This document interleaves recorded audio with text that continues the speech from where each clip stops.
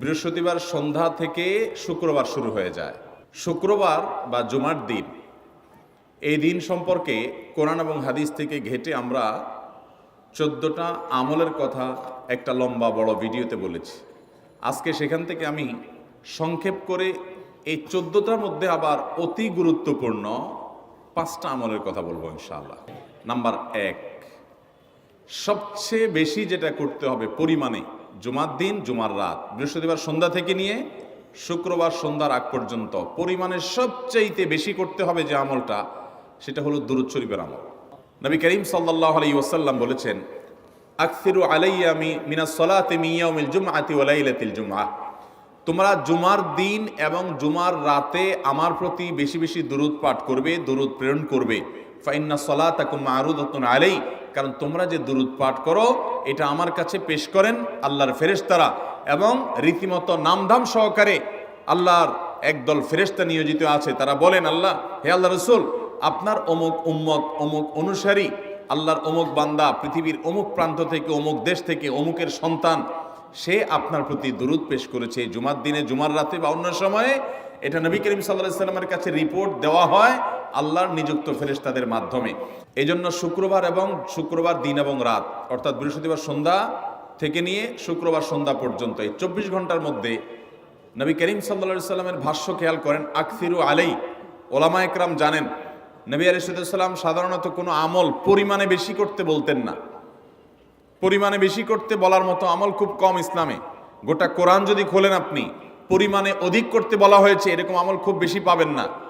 তোমরা বেশি বেশি করে নামাজ পড়ো, বেশি বেশি করে রোজা রাখো, এরকম কথা কোরআন হাদিসে নাই। অবশ্যই একজন ইমানদার 5 ওয়াক্ত ফরজ নামাজের পাশাপাশি অধিক পরিমাণে নফল নামাজও পড়বেন, সেটা ভিন্ন কথা। কিন্তু কোরআনে বেশি পরিমাণে আল্লাহর জিকির করার কথা বলা হয়েছে। আর নবী করিম সাল্লাল্লাহু আলাইহি ওয়াসাল্লাম বৃহস্পতিবার সন্ধ্যা শুরু হলে শুক্রবার সন্ধ্যার আগ পর্যন্ত বেশি পরিমাণে করতে বলেছেন যে কাজটা, সেটা হলো দুরূদ শরীফের আমল। দুরূদের এই আমলটা, এটা করার জন্য আল্লাহ তাআলা এমন সহজ করে দিয়েছেন যে ওযুর প্রয়োজন নাই।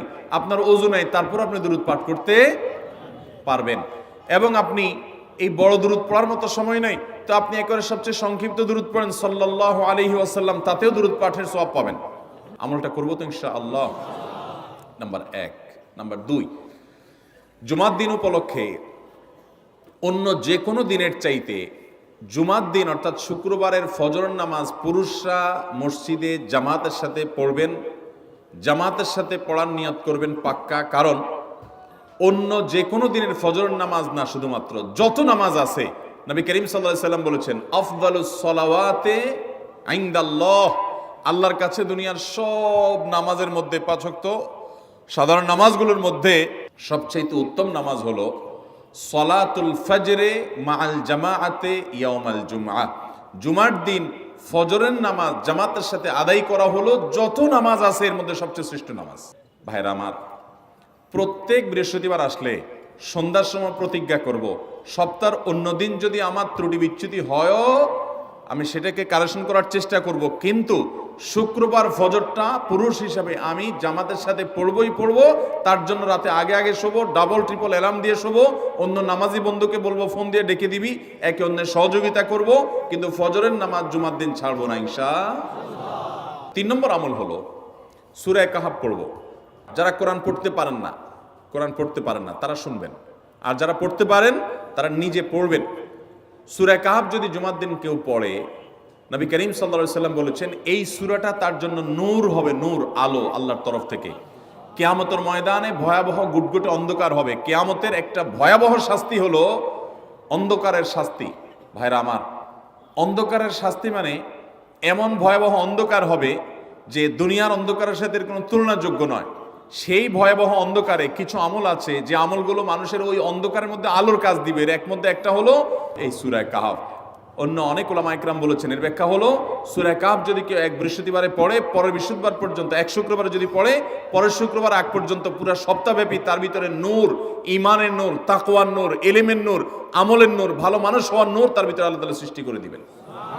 তো নবী সাল্লাল্লাহু আলাইহি ওয়াসাল্লাম বলেছেন সূরা কাহাফের প্রথম 10 আয়াত যদি কেউ মুখস্থ করে, তো এই ব্যক্তিকে আল্লাহ রাব্বুল আলামিন এবং যদি তেলাওয়াত করে, এই ব্যক্তিকে আমলের মাধ্যমে দাজ্জালের ফিতনা থেকে আল্লাহ বাঁচিয়ে রাখবেন।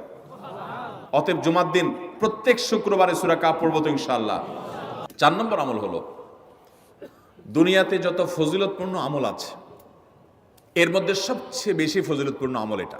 খুব সহজ আমলটা, খুব সহজ। প্রত্যেক শুক্রবার আমরা এটা করতে পারি। জুমার দিন আগে ঘুম থেকে উঠে উত্তম রূপে গোসল করে মসজিদে আগে আগে গিয়ে পায়ে হেঁটে গিয়ে সামনে ইমাম সাহেবের কাছাকাছি গিয়ে বসা, অনর্থক কথা কাজ না করা, তেলাওয়াত জিকির আজকারে মশগুল থেকে নামাজটা পড়ে বের হয়ে আসা, এই কাজ।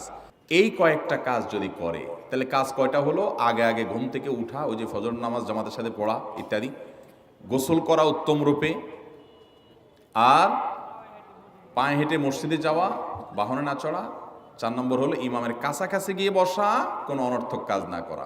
এই 4টা কাজ যদি কেউ জুমার দিনে করে, নবী করিম সাল্লাল্লাহু আলাইহি সাল্লাম বলেছেন ওই ব্যক্তি বাসা থেকে মসজিদ পর্যন্ত যে আসলো, যতগুলো পা ফেলবে, যতগুলো স্টেপ ফেলবে, যতগুলো কদম দিবে, প্রতিটা কদমের বিনিময়ে আল্লাহ রাব্বুল আলামিন তার অ্যাকাউন্টে, তার আমল নামাতে 1 বছর রাত জেগে, সারা রাত জেগে তাহাজ্জুদ নামাজ পড়লে এবং 1 বছর সারা দিন, প্রত্যেকটা দিন পুরা বছর জুড়ে নফল রোজা রাখলে যে পরিমাণ সওয়াব পাইতো, 1 বছর নফল রোজা, 1 বছর রাতভর জেগে তাহাজ্জুদের নামাজ পড়ার সওয়াব মাত্র একটা কদম ফেলার বিনিময়ে দিবেন।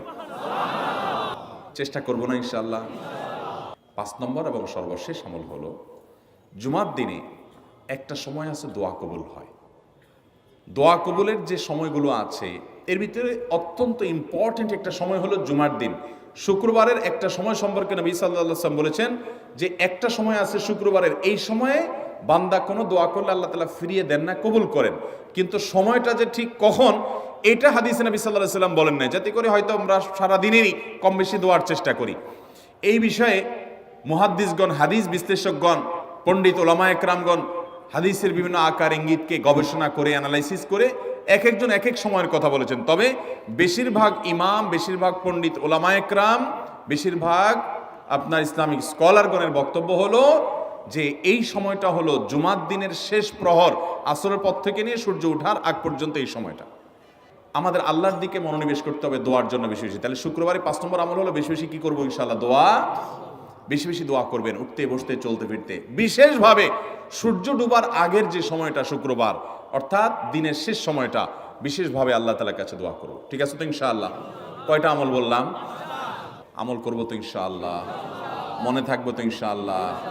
আমরা প্রয়োজনে বাসায় গিয়ে একটা কাগজে নোট করে ফেলবো, লিখে ফেলবো, লিখে এরপরে ওয়ালে টাঙ্গাই দিবেন বাসায় যে জুমার দিন এই 5 কাজ আমি ছাড়বো না। আপনি যদি মনেও না থাকে, আপনার যদি ভুলেও যান, আপনি এই কাগজ আপনাকে মনে করাবে ইনশাআল্লাহ। বাসায় ফ্যামিলির লোকদের সাথে শেয়ার করবেন। জুমার দিন হুজুর বলেছেন, আমি একটু আমার মন থেকে বলিনি, এগুলো সব কোরআন হাদিসের কথা বলেছি আপনাদেরকে। কোরআন হাদিসের আলোকে 5টা আমলের কথা বলেছেন। বিশেষভাবে জুমার দিন আমি 5টা আমল করবই করব।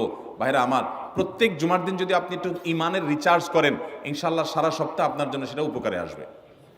চেষ্টা করবো তো ইনশাআল্লাহ? আল্লাহ তাআলা এই আমলগুলো আমাকে আপনাকে আমাদের সবাইকে করার তৌফিক